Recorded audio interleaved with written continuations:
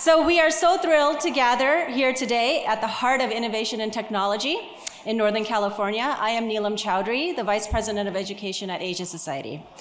I'm pleased to have the honor of welcoming you here to this conference and co-hosting alongside our Northern California Center. Together, the Asia Society team will do our part in supporting the important work you are all doing in shaping the future of our world.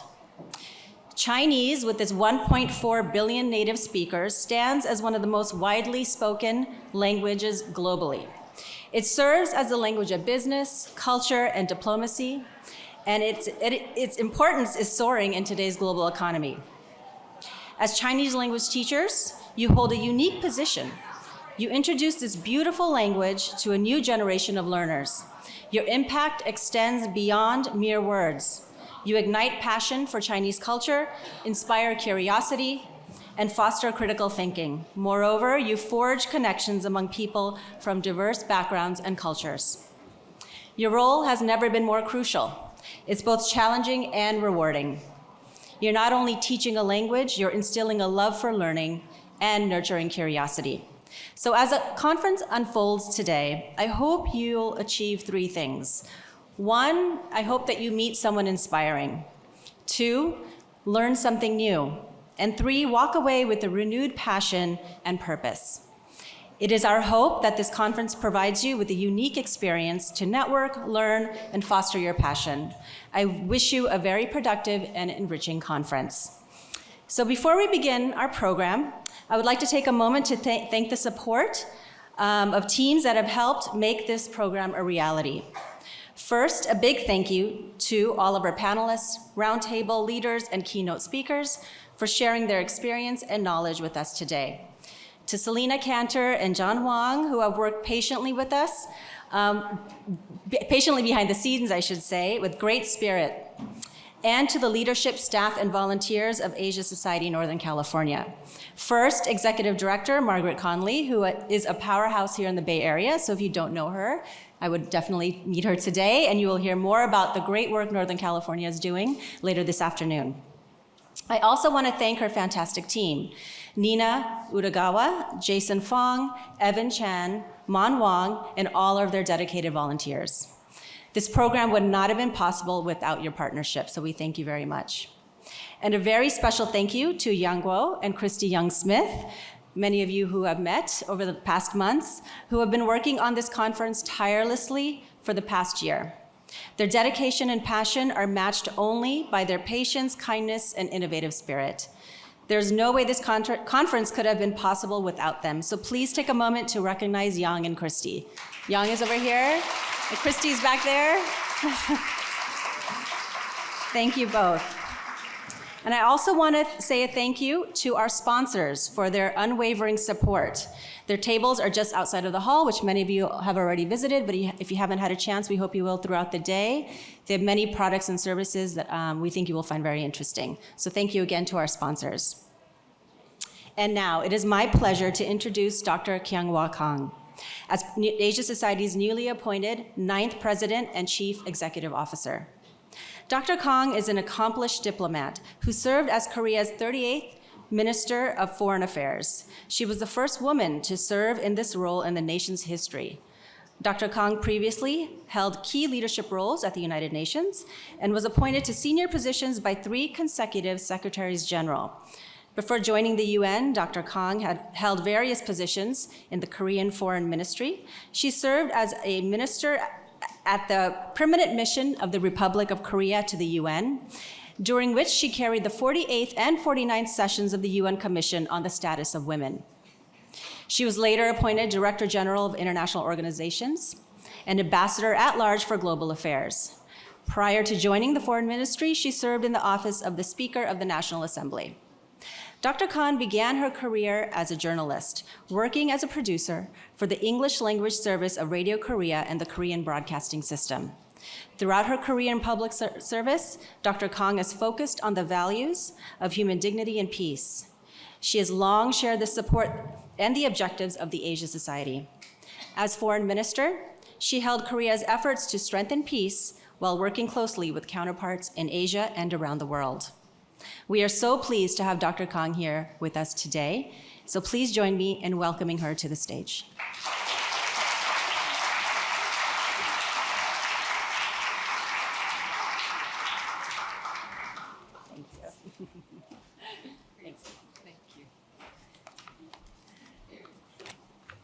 Thank you very much, Neelam, for that wonderful introduction. And good morning, ladies and gentlemen.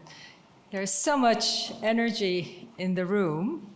And I take that as a reflection of your commitment to the important work that you do.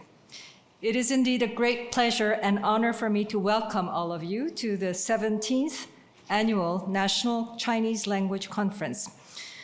It's been just a month since I started in my new role as President CEO of Asia Society, but I'm delighted that I have had just enough time to develop a deep appreciation for the unique importance of this annual gathering and then to join you in person.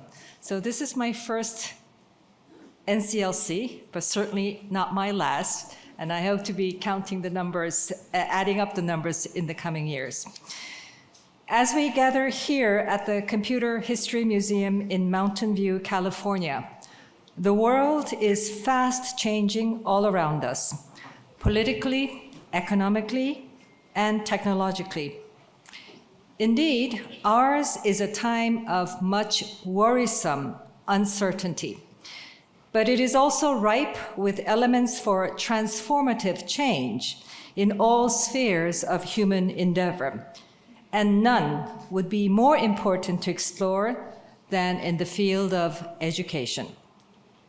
So this year, our theme is Mandarin Education in a Transformative Era.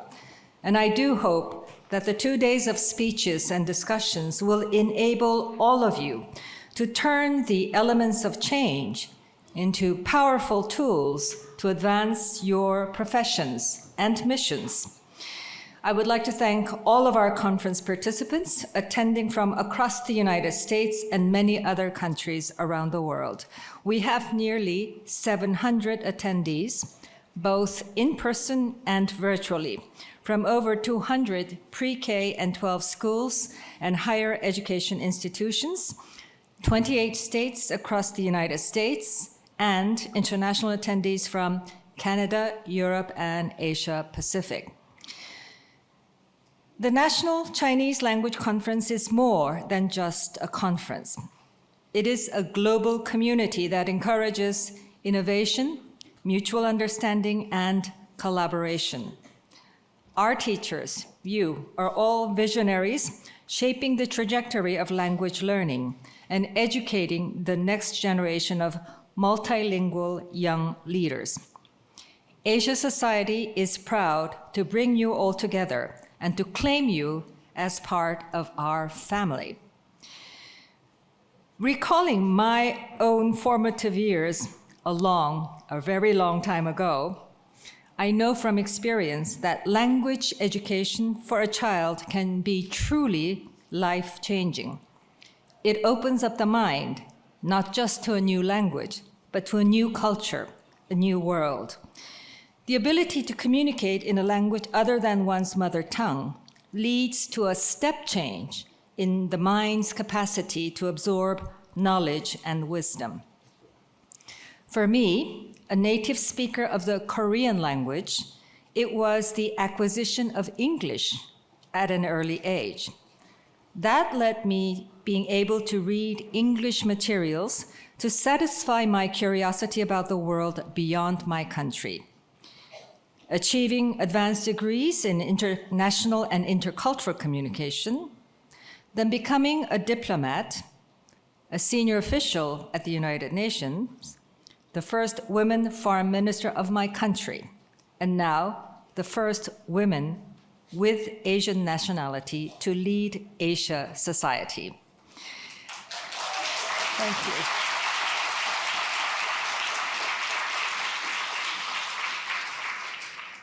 And your work to teach the Chinese language can be equally life-changing for many of your students.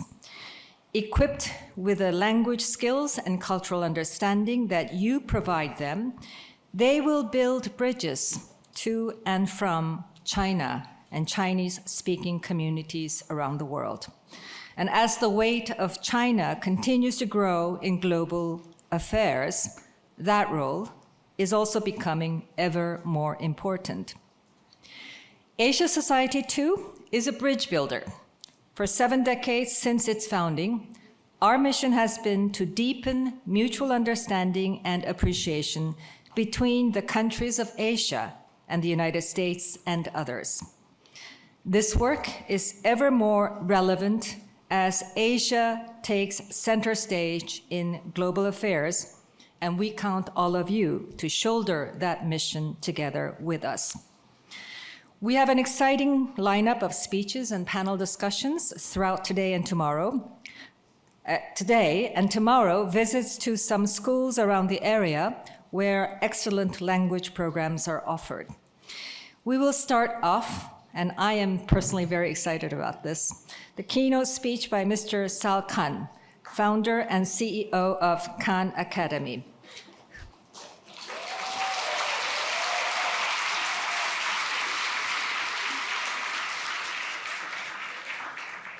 And he will be discussing harnessing AI for education so all students benefit.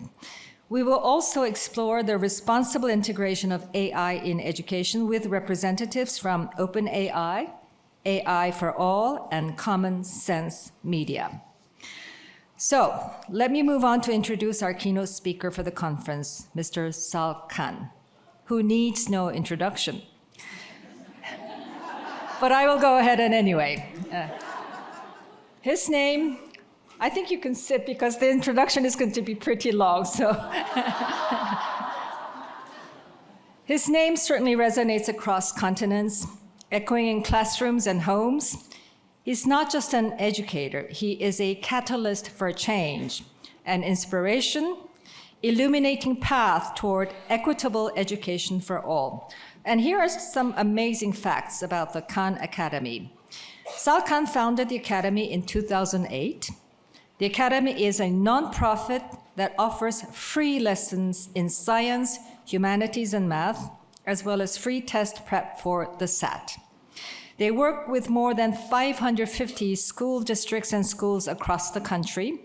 The Academy is used in more than 190 countries and is available in more than 50 languages. They have more than 165 million registered users around the world. So today we have the privilege of hearing from the man whose mission aligns seamlessly with our conference theme, Mandarin Education in a Transformative Era. Sal Khan's vision extends beyond traditional boundaries. He envisions a world where knowledge flows freely, where every learner, regardless of geography or circumstance, has access to quality education. His latest venture is a tutor and teaching assistant called Khanmigo. This school year, 65,000 students, teachers are piloting Khanmigo in classrooms across more than 53 school districts in the United States. In their pilot districts, Khan Academy has provided more than 130 sessions of professional learning about AI for teachers.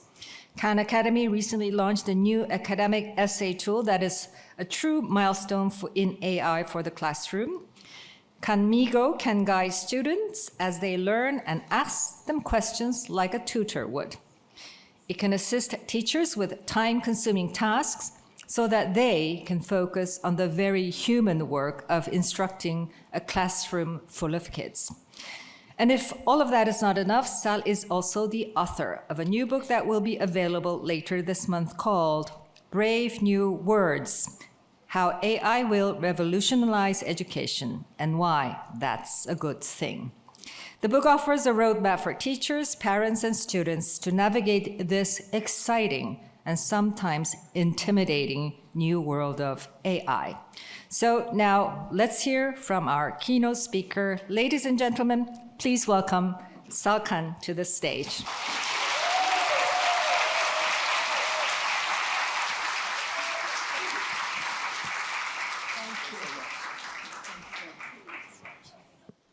No, what a generous introduction. So I always like to start this thing, actually just getting a sense when I got into the energy of the room. I have a feeling that there's a lot of already Khan Academy users or how many of you have used it either yourself or with your family? Oh, and how many of you have not used it either with yourself? Okay, good. Okay, so what I'm going to do here, and actually I'll get to this. Well, we can not look at this for a second, but I'll talk a little bit about how Khan Academy got started, and I think a lot of y'all probably know some of the outline of that story. And I always used to tell the story as just a little bit of a happenstance way of how I fell into this journey. But as was just introduced, we're now doing a lot of things with AI, and I think a lot of the origin story of Khan Academy becomes very relevant to what we're now doing with AI. So if you rewind back about almost 20 years exactly, I was a year out of business school. I had just gotten married. My family was visiting me from New Orleans in Boston, which is where I was and I grew up in New Orleans. And it just came out of conversation with my aunt that my 12-year-old cousin Nadia was having trouble with math. So when I found that out, she was having trouble with unit conversion. I said, hey, Nadia, when you go back to New Orleans, how about I tutor you remotely? She was up for it. So I started tutoring her, and slowly but surely, Nadia not only got caught up with her class, she got a little ahead of her class. At that point, I became what I call a tiger cousin. And I called up her school, and I said, I really think Nadia Rahman should be able to retake that placement exam from last year. And they said, who are you? And I said, I'm her cousin. And they let her. And that same Nadia that before was really put into a slower math track was now put into a more advanced math track. So I was hooked. I now start tutoring her younger brothers. I had my day job. I was an analyst at a hedge fund. And word spreads in my family that free tutoring is going on. So before I know it, I'm tutoring 10, 15 cousins, family, friends, every day after work. And I was seeing the same patterns. And actually, I will refer to this now. I was going to save this for later because it really highlights, I didn't have a framework for what I was doing at the time, but it turns out that it's a reasonably well-studied thing. That if you give someone personalized attention, if you allow them to speed up if they're ready to speed up, or if you allow them to fill in their gaps when they need it, that they can learn dramatically faster. And I saw that with Nadia, and I was seeing that with my other cousins. This right over here is a paper published by famous education psychologist Benjamin Bloom back in 1984. So it was a very long time ago. And he framed it as the 2 sigma problem. And 2 sigma, for those of y'all who remember your statistics, a sigma is a standard deviation. And so what he is arguing in this paper is that if you start with a traditional distribution of students, that if you are able to give personalized one-on-one attention, personalized tutoring, the type that I was able to give with Nadia, you can get a 2 standard deviation improvement, which is a dramatic improvement. That's like taking someone who's average and putting them in the 95th or the 96th percentile. Which is actually almost exactly what happened with my cousin. In fact, she was probably in the 30th or 40th percentile, and then she ended up in the 95th or 96th percentile. Now, the reason why Benjamin Bloom called this a problem is he said, well, it's nice, but there's no way that we have the resources to give every student in the country or every student in the planet a one-on-one tutor. So that's what's framed as a problem. Now, he was pretty forward-thinking in 1984. He did theorize, and he had some very basic systems that maybe you could approximate elements of one-on-one tutoring using technology, and technology in what he called a mastery learning framework. Mastery learning is just a fancy word for if you haven't learned the material yet, or if you forgot the material, or if you have some gaps in your knowledge, you should just be able to keep working on it. And he made the argument that maybe technology in a mastery learning framework could get us halfway there, which is already a pretty significant improvement. You could take a student who's in the 50th percentile and have them perform in the 80-something percentile. So there was always this framework, and then, as you go down this journey that I was doing with my cousins in 2005, I hadn't read this paper, but I had kind of the same intuition as Benjamin Bloom. I said, look, a lot of my cousins have gaps. It's hard for me to do with 15 cousins versus what I was doing with just 1. I had a day job. And so I started writing software for them. Software that they can get as much practice as they need. If they show fluency in it, they could move ahead. If they had gaps, they could move backwards. I started making tools for myself as their teacher to be able to keep track of what I was doing. So it was the first teacher tools. Then a year later, 2006, by this point my family had moved out here to the Bay Area. I was at a dinner party in San Mateo, not too far from here. And I was showing off this software that I was writing for my family. I'm a very fun dinner party guest. And the host of the party, his name's Zuli, and he said, well, Sal, this is all cool what you're doing for your cousins, but how are you scaling your actual lessons? And I said, Zuli, that's a problem. I'm having trouble doing with so many cousins what I was originally doing with Nadia. And he said, well, why don't you record some of your lessons as videos and upload them onto YouTube for your family? And I immediately said, that's a horrible idea. YouTube is for cats playing piano. It is not for serious mathematics. But I went home that weekend. I got over the idea that it wasn't my idea. And I decided to give it a shot. And I just made content on things that I found myself having to explain a lot to my cousins. And I started uploading it. I started asking my cousins for requests, and I would asynchronously do some worked examples for them. I would upload them all. Those are all available, by the way, still on YouTube if you search by date uploaded. And after about a month, I asked my cousins for feedback, and they famously told me that they like me better on YouTube than in person. And what I think, or what I like to believe they were saying, is they still appreciated me in their life, that I was calling them up, once or twice a week, that I was motivating them, coaching. But what they really liked about the videos is that it was on demand. If they could have been 11 p.m., they're doing their homework. They didn't have to schedule time with me. They didn't have to feel like they were using up my time. They could pause, repeat, watch on double speed, half speed, and they didn't have to feel embarrassed. If they were, say, an algebra student and they forgot how to divide decimals from 5th grade, they didn't have to tell anyone about it. They could just secretly watch the video that reviewed how to divide decimals. So I took that as positive feedback. I kept going, and soon it became clear that people who weren't my cousins were watching these videos. And at first, there were just a bunch of thank yous coming in, and even that was exciting. I don't know how much time you'll spend on YouTube. Most of the comments are not thank you. So I took that as positive feedback. But then people said, hey, this is why I feel like I can go back to college. This is the reason I was able to pass my algebra test. I remember in those early days, a family wrote and said, my kids are able to keep up with their school because of that. Because of that, my entire family prays for your entire family every night. And you got to imagine, that's pretty powerful words in any context, but my day job, I was an analyst at a hedge fund. I was not used to people praying for me, at least in that way. And so I kept going. And then you fast forward, 2008, there were about 50,000, 100,000 folks who were using these resources. That's when I said, as was introduced, I set it up as a not-for-profit mission-free world-class education for anyone, anywhere. 2009, I had trouble focusing on my day job. So, we were living out here. Our first child had just been born. We were saving up money for a down payment. But my wife and I, my wife who was doing a fellowship, so she was still in training, we said, well, maybe I should go all in because it seems like something's here. And so I took the plunge, and I think any entrepreneurial journey, it's hard initially. The world does not recognize what you're trying to do maybe as fast as you hope. So there was a lot of rejection, but the good news is, by the end of that year, we got, there were folks at Google who were apparently using Khan Academy, and they were looking to fund something that could scale education. Bill Gates himself just randomly started talking. I didn't know that he's been using it with his children. He was using it himself.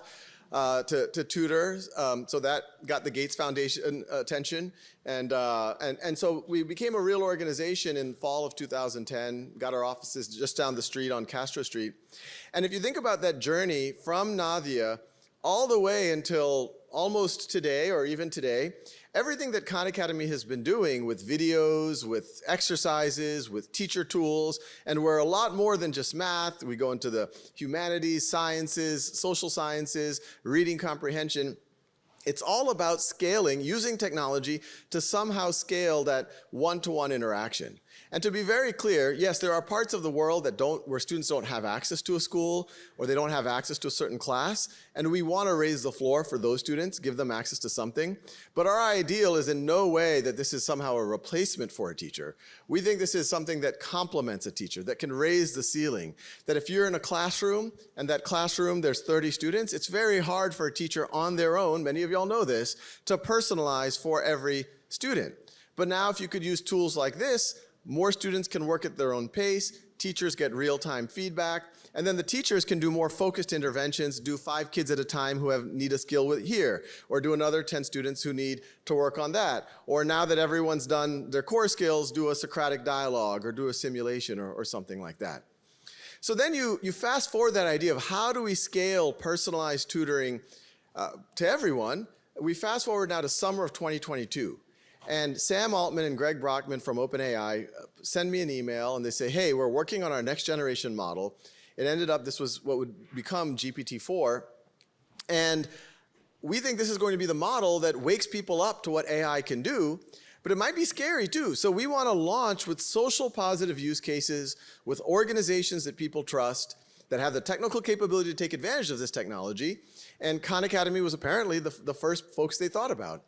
And I was skeptical. I had seen GPT-2 and GPT-3, and it was very cool, but it still didn't seem ready for prime time. But then when we saw what GPT-4 was capable of, we realized that we could go even further to emulate the types of things, once again, that I was able to do with Nadia. Now, it opened up all sorts of questions around how do you handle mistakes by the AI, which have gotten a lot better, but they can still happen. How do you handle safety and privacy and security? And we can talk more about that. But what we did is we essentially created this AI, both tutor and teaching assistant, and I'll show you some of it, but we can talk more about it, on Khan Academy called Khanmigo, as was introduced.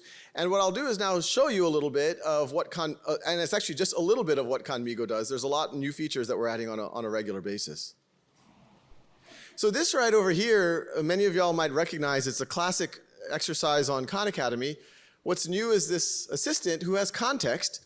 So the first thing, it says this conversation is recorded and viewable by your teacher, so that's one of the guardrails. If the student says, tell me the answer, it will not say the answer. I'm your tutor. I'm here to help you learn. What do you think the first step should be to solve this equation? So now the student's actually making a mistake. So they didn't distribute the -2 onto both of those terms. So it says, I see that you tried to simplify the equation, but I'm curious how you got to your step. Can you explain your thought process? Remember, we need to distribute the -2 to both the 9 and the 2m inside the parentheses. Let's try that step again. And you know what's mind-blowing, even, I've seen this many times, but I'm always amazed. This is almost identical what I would have told Nadia back in 2004. If you just look at the chat thread, it's what I think a good tutor would do. And we could talk more. There's been a lot of work above, and the models like GPT-4 are very good, but there's also a lot of other work, not just for the oversight, but just to make sure that the math is better, that it's acting in an appropriate way as a tutor, it's not giving answers, but we could talk more about that. Now, it's not just in math. This is in coding. The student is trying to get the clouds to part. And so they're able to make the left cloud part, but the student says, why is only the left cloud moving? And if you think about it, that's amazing. You're discussing it at a very high level. You're not saying, why does this function not work? You're saying, why is the cloud? So somehow, even though you're drawing the clouds with a bunch of ellipses, it knows what the cloud is. And once again, it's tutoring. And you can imagine in coding to be an infinitely patient tutor that can immediately understand what your code is, but not give you the answer. It's a very powerful way to learn.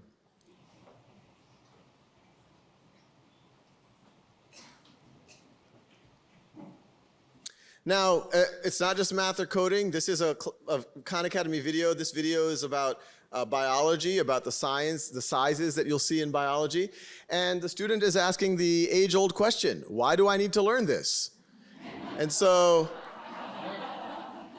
the AI says, well, what do you care about? I can help explain how learning about different sizes can connect to your interests. The student says, I want to be a professional athlete. Awesome. As a professional athlete, understanding the science of sizes can help you appreciate how your body works at a cellular level. For example, knowing how cells, proteins, and molecules interact can help you make better choices about nutrition, hydration, and recovery. Plus, it's always good to have well-rounded knowledge. And it even showed, it made those little emojis with the, so it's, and you know, one of the things that we've now done is that Conmigo now remembers this about the student. So later, if the student says, hey, can you give me a work in a completely different topic, it might say, okay, do you still want to be a professional athlete? I can make it about that. Or are you still interested in the San Francisco 49ers? Whatever it might be. But we also make that very transparent to the student or to the user so that they can delete it, they can reset it, so it's not just a black box. So everything I've just shown here is in the realm of what I would call classic tutoring. After this, I'll show you a few more things. But we immediately, as was introduced, started piloting it in some public schools. And I'll show you how some students have responded to it in Newark, New Jersey. I love it because when it knows a summary, it knows many different things, and it knows Spanish, Portuguese, and English. And it knows it's really smart, but it doesn't know everything. It helps me with everything, and what I like about it is that it helps me write like stories, and it's so amazing. It just helped me out with it. It didn't give me the answer, but it helped me out get the answer. I feel like it's like a tutor, you know, like a non-expensive tutor. So now I'll show things that I wasn't able to do with Nadia, but I guess we could still call it within the tutoring category. So we have activities where students can talk to simulations of historic figures or of literary characters. And actually, it can do this in multiple languages, which could be very relevant to a lot of the work that y'all do.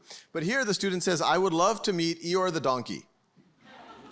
And so, oh, hello there, it's me, Eeyore. Not that anyone would notice, but since you're here, what would you like to talk about? And so the student says, why are you so pessimistic? Well now, isn't that a question? I suppose it's just my nature, you see. Some donkeys are born with a sunny disposition, others, well, we see the thistles more than the roses. But that's life, isn't it? We can't all be Tiggers bouncing about. Now what about you? Do you find yourself more of a Tigger or an Eeyore in your own life? And so you see, it's not just, we're trying to make it so it's not just a game or just something, it's supposed to actually drive a conversation that's pedagogically useful for the student, which actually I could imagine in especially language learning, you could potentially do some very, very powerful things. So here's another activity where the student can debate the AI. They can pick an issue. The student takes one side of the issue, and then the AI will take the other side of the issue. So here they're arguing whether they should cancel student debt. Students against canceling student debt, AI takes the other, and they could go back and forth. And we've gotten a lot of feedback from especially high school and college students that they really appreciate being able to test their arguments in a safe environment, and it makes them more confident and a little less afraid that they might inadvertently upset someone or things like that. So once again, I could imagine has huge implications for foreign language. So as was introduced, what you're seeing here is actually an early version of what we're doing around writing. Obviously, a lot of the conversation around ChatGPT and AI is how it's undermining writing, how students could use it to cheat, how they could, you know, it's not plagiarism, but so it's very hard to detect, but it arguably is cheating in many scenarios.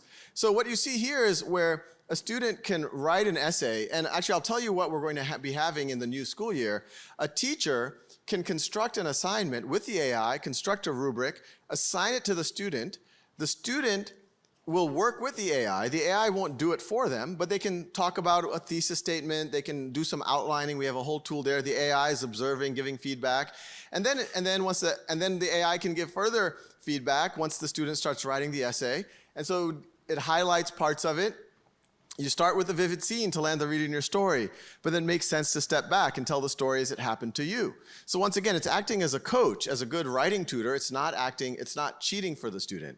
And not only does it not cheat, but we believe this will undermine cheating because once the student is ready, it can submit this paper to the teacher.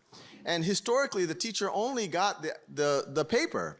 And even before ChatGPT, they don't know where that paper came from. The student's sister could have written the paper for all they know. But now the AI can give the paper and the entire process. It could say, hey, here's the paper. I worked on it with Sal for 4 hours. He had a little bit of trouble coming up with a thesis statement, but we eventually got there. It's consistent with his other work. I'm confident that this is Sal's work. If Sal went to ChatGPT or got his sister to write the paper, and I copy and paste it in here, Conmigo will tell the teacher, I don't know where this paper came from. It looks shady. You should, and it's not consistent with Sal's other work. You should take a serious look at it. So the last thing I'll show here is, this is a humanities exercise on the Spanish-American War. And if we go, Conmigo can once again help here. But we're going to show you first student mode, and then I'm going to show you teacher mode. So we're in student mode now, and if you say, tell me the answer, it's not telling you the answer, but it'll help tutor you. But this is a teacher account. They can now go into teacher mode. And now when they say, tell me the answer, it not only tells the answer, but it can help with lesson planning. Can you give me a good lesson hook? Make it exciting. How about starting the lesson with a short role play activity? Divide your students into groups and assign each group a different country involved in the Spanish-American War. Ask them to imagine they are diplomats from their assigned country, and their task is to negotiate and discuss their country's interests and goals during the war. So it can, and this is just, we now have teacher tools, and we haven't broadly announced it yet, but if you do search for Conmigo teacher tools, we did a soft launch. Don't tweet it just yet. But it's because of a grant that we're going to announce in about a month. It's going to be free to teachers, which is something that obviously our mission is free world-class education for anyone, anywhere.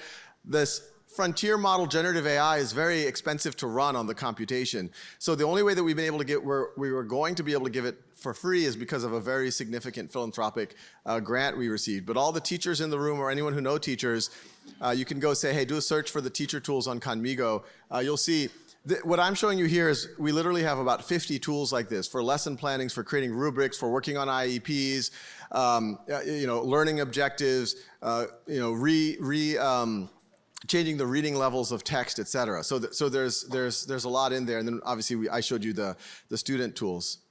So, big picture, our mission, as I said, is free world-class education for anyone, anywhere. The way that we've always thought about doing it is really that same idea of Benjamin Bloom.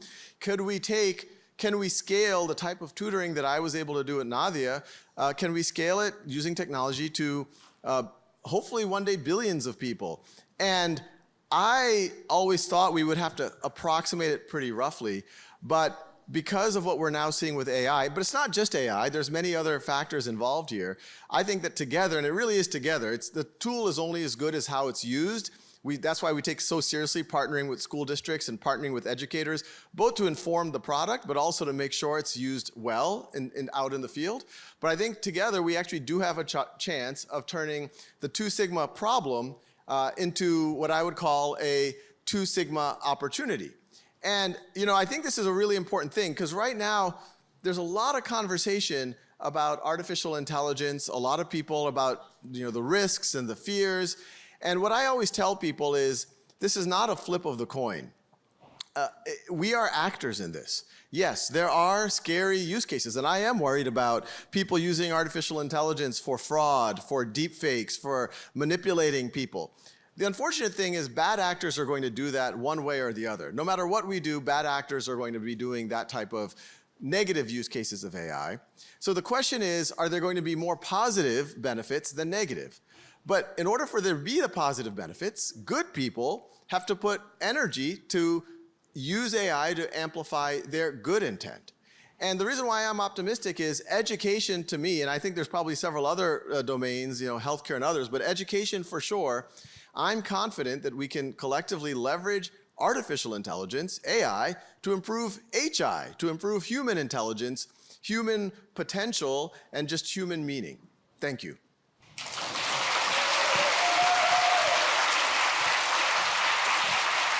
Thank you so much, Sal. We really appreciated that. I think it was a great way to open up the conference. So one thing maybe some of us are thinking, we want to know how Nadia's doing. How Nadia's doing? Yeah.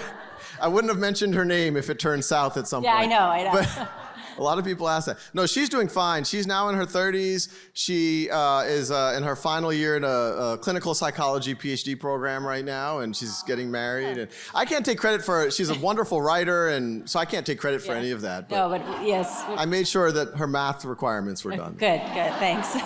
So we're going to open up the Q&A session. I have a few colleagues all around the room with mics. Just a couple of reminders. So before you ask a question, please tell us your name, where you're from or what school you're from, and limit to one question. So we're going to avoid too much context and just limit to one question so that we can get as many teachers in the room to ask a question. So thank you very much. Go ahead. So we can get started. Go ahead and raise your hands if you have questions. Yeah. Should I call on people? Or Sure, you someone? can call. Okay, they're in the back. Yeah. You have the mic right there. Joe Walker from Minnetonka, Minnesota. As this changes in tutoring in the Two Sigma block, how does this change, or does it change the role of the teacher in the classroom with this tool? I think there's we'll see. You know, I think there's some clear wins that you're going to have. I'm curious. How much time? I'm assuming you're a teacher. Principal. How much time would you estimate your teacher spend a week doing things like lesson planning and grading papers and things like that? 20 hours. 20 hours a week. Great. I've heard numbers 10 to 20 hours is pretty typical for that. If we can build the types of tools so that 20 hours of non-student facing time can become closer to 2 hours of lesson planning, I think that's already a huge win for the field. And then the teachers will have more time and energy for themselves. We know teacher attrition is record high and burnout is at record high. So that's going to help. And then they're going to also have time and energy for their students. And also they're going to be able to, I think, create even better lesson plans because you have a partner to say, hey, make this about the San Francisco 49ers, or make this about baseball, or make this about cooking, or whatever you want, so you can make it more relevant for your students. So I think that's going to be a win. I think for sure it's going to allow a teacher, depending on what they're teaching, to just make things more personalized for their students. I'll tell you a project that we're working on right now. I'm hoping we can have this one by back to school. You know, you have a lot of tools. A lot of y'all are probably familiar with tools like Kahoot that you can poll students what's going on. You know, we want to do one of the powers of this technology is it can make sense of just open, free response writing. So imagine if, once this tool exists, I could tell everyone here, but if y'all were a classroom, I could say, okay, I want to know how each of you feel about AI, whether you're excited about it or whether you're upset about it and why. And I'm saying you have 5 minutes. So then on your computer, it shows up, you just type your response. Maybe the AI says, why do you feel that way, et cetera. It pushes you a little bit. And then after the 5 minutes, I, as the teacher, can get a synopsis of what every student thought. Hey, overall, the class feels this way. Some students feel this way. These students had some really notable responses. These students, weren't that engaged or don't really seem to be getting the concept. Or if you could use it as an exit ticket, right? Okay, I just gave you a lesson about factoring polynomials. Here's a problem now. I want everyone, and it does it. And once again, it can synthesize it in a much richer way. So that could make the classroom not only more engaging, but it could give the teacher much more nuanced information than the teacher has traditionally gotten during the class. A lot of what we talked about and and this is even before Khanmigo existing, traditional Khan Academy, is the ideal classroom is one where there's as much human-to-human interaction as possible. So I'm a big advocate. I think sometimes lectures are okay, but generally speaking, the more that you could offload them as videos or as mini lessons, and then if you're doing language, the more that you can interact. Speaking the language, the more that you can do projects, the more that you can do personalized learning or use technology tools to build up your vocabulary or whatever. I think that's where it's going to go. I also think if we're talking about language learning specifically, I think in the next year, so this isn't sci-fi, we've all seen text-to-speech and speech-to-text, and even Khanmigo can read out loud what you're saying and what it's saying, and it can also hear what you're saying. But I think within the next year, you're going to see very fluid conversations with AIs, which you can imagine if you're a language teacher, you can have all your students, maybe with a little microphone and a headset, for 10, 15 minutes, have one-on-one conversation, and then that AI can report back to you how the students are doing, or which students need more support, which students need more engagement. So I think it just helps. I think in every field, it just helps everyone elevate to another level. I think teachers of the future are going to be able to spend more time with students at a personal level, and they're going to elevate more to a kind of a conductor of an orchestra level, but the students are going to get more personal attention. Here in the front.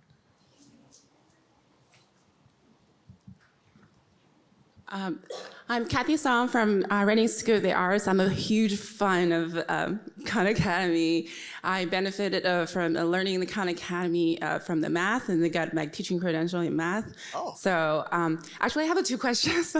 But one is, I just find out that it's just reached the college level, but it's still lower division, but not continue to the graduate level of the math anymore. I'm not sure is Khan Academy still going to explore that way.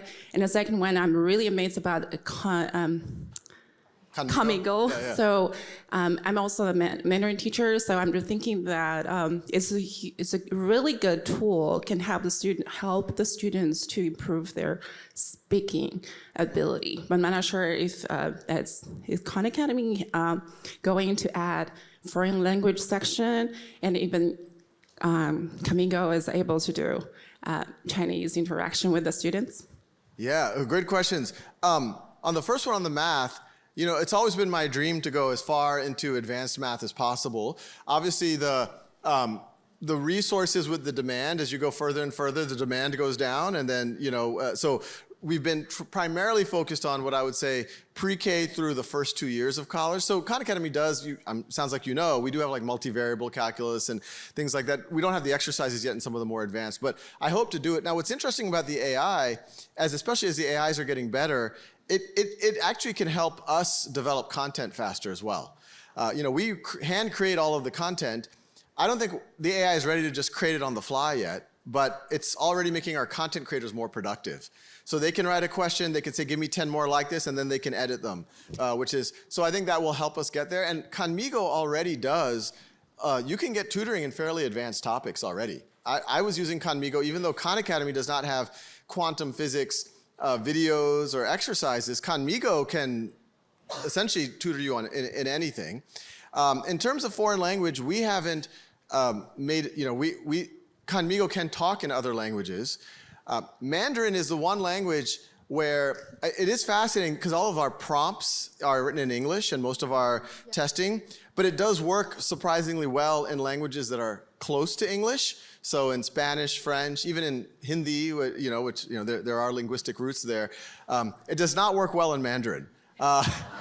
It kind of works, but the guardrails don't. But it can work. It's capable of working. So we just have to do the work to get it there. Hopefully in the next year or two it'll be there. In terms of language instruction, whether it's us or someone else, I'm very confident. It's not on our roadmap right now, and given how fast the AI tools are changing, maybe we will see, wow, it would be very easy to implement a Mandarin conversation agent or something like that. But I do think whether it's us or someone else, these will exist in the next year or two. There? Oh, there. Okay, near the microphone. Yes, wait, yes. Thank you. I'm Feifei from Sacramento. First of all, I'm a huge fan of Khan Academy. So in my lesson plan for today and tomorrow, I left a note to my substitute that the students can have unlimited access on computer as long as they work on Khan Academy. I agree. Yeah, in my classroom, I have a Khan Academy leadership board. Oh, very good. So my question is, as now more and more students are at different levels are using the AI system, how do the teachers be able to find out that whether the students are cheating or whether they're using the AI system as a support rather than just finding out the answer? Yeah, so this was very important to us. As I showed, like Khanmigo, none of the activities on Khanmigo will it just solve the problem for you. It's much more Socratic in how it acts. But some of the stuff actually I kind of glazed over a little bit. How every conversation that a student is doing is being recorded and it's viewable by the teacher. If the student does anything that sounds dangerous or inappropriate, the student says they want to harm themselves or they wanted to build a bomb or something like that, then Khanmigo will shut down that conversation and then actively notify the teacher and the administrators. So they get an email. Those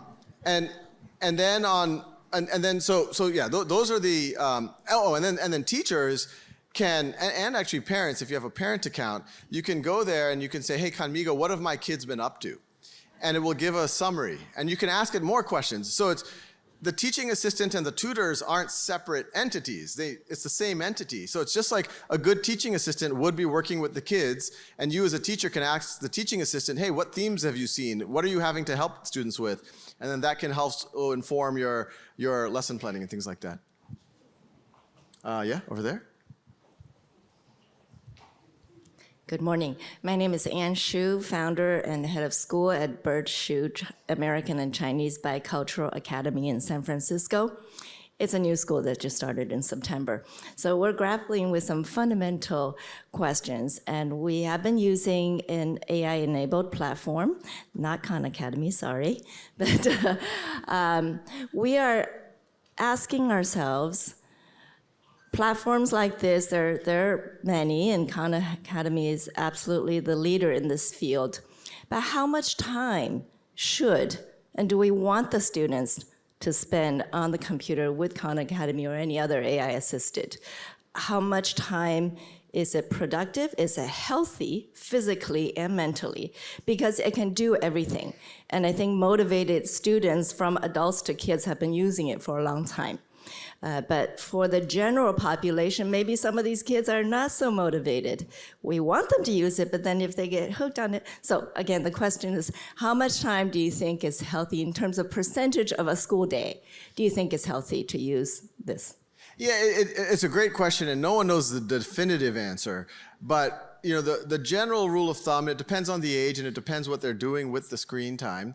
But generally speaking, if we're talking about younger students, elementary age students, I would say, for say, Khan Academy math, I mean, as you go into more subjects, it might justify a little bit more time. But I would say sessions of 20 minutes a day, maybe, if you're just doing one subject, probably one session of 20 minutes a day is sufficient. If you're doing multiple subjects, or let's say you're starting to use it to write, you're starting to use it to do reading comprehension, maybe multiple sessions of 20 minutes, but not hours and hours. Maybe in total an hour. If you do it across multiple subjects, I think is okay. The way I think about screen time, and even for my own children, and we have a school down the street, Khan Lab School, where my kids go as well, it's really just making sure that it's not squeezing out the things that are really important. I think there are things that we all, for the most part, would be okay with our kids doing, even extended periods of time. If a student wants to sit at a typewriter or at a word processor and write a paper for 5 hours straight, as long as they're going outside, they're taking breaks, they still have friendships, they're socializing, that's okay every now and then.